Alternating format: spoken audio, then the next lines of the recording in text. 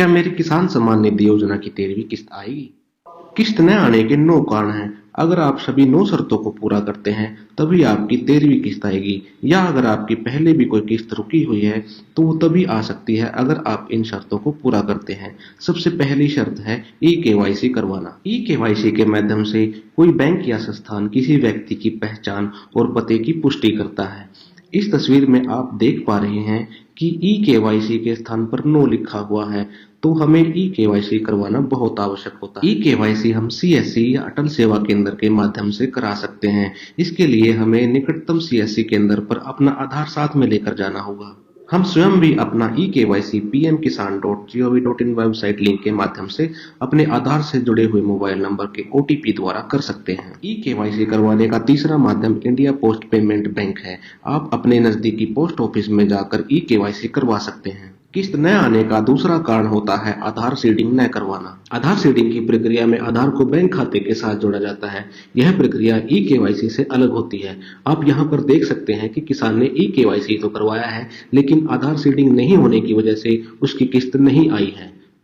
Bank खाते को आधार से सीड करवाने के लिए आपको संबंधित बैंक से संपर्क करना होगा जहां पर आपका खाता है। किसान सम्मान निधि की किश्त न आने का तीसरा कारण है लैंड वेरिफिकेशन, यानी भूमि का सत्यापन नहीं करवाया गया है। आपको किसान सम्मान निधि की किश्त इसलिए दी जा रही है क्योंकि आप एक किसान हैं और आपके पास खेती योग्य भूमि है।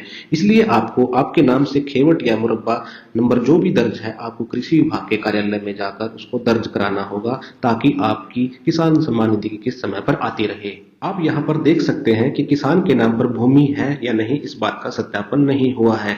लैंड सीडिंग यानी भूमि का सत्यापन न होने की वजह से इस किसान की किश्त नहीं आई है। किसान सम्मान निधि की किश्त न आने का चौथा कारण होता है आपके नाम में कोई गलती होना। जब किसान सम्मान निधि का फॉर्म भरा गया था तब स्पेलिंग मिस्टेक होना, या बाद में आधार में नाम चेंज करवाना, या फैमिली आईडी में नाम चेंज करवाने, या बैंक खाते में नाम चेंज करवाने से आपकी जो किश्त है वो रुक सकती है। इसलिए सभी जगह पर आप अपना नाम या स्पेलिंग एक ही लिखवाएं।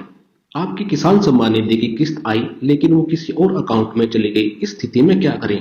किसान सम्मान निधि की किश्त कई बार किसी दूसरे बैंक अकाउंट में चली जाती है। यह आपके साथ भी हो सकता है कि आपने एसबीआई का अकाउंट नंबर दिया हो लेकिन किश्त कैनरा बैंक में चली गई। ऐसा इसलिए होता है क्योंकि आपने आधार सीडिंग की प्रक्रिया को नहीं अपनाया था। इसलिए ऐसा न हो तो आधार सीडिंग करवा लें। किसान सम्मान निधि की किश्त न आने का छठा कारण है इनकम टैक्स पे करना या आईटीआर भरना। अगर आप इनकम टैक्स पे हैं या आईटीआर भरते हैं तो आपकी किश्त नहीं आएगी, क्योंकि आप किसान सम्मान निधि स्कीम के लिए एलिजिबल नहीं है।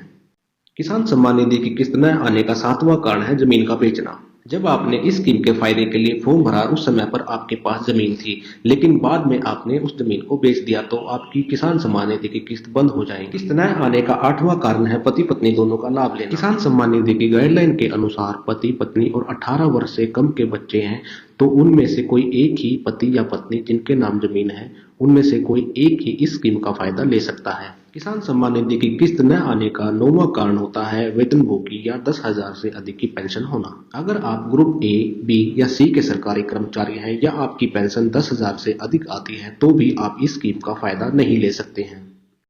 Thanks for watching.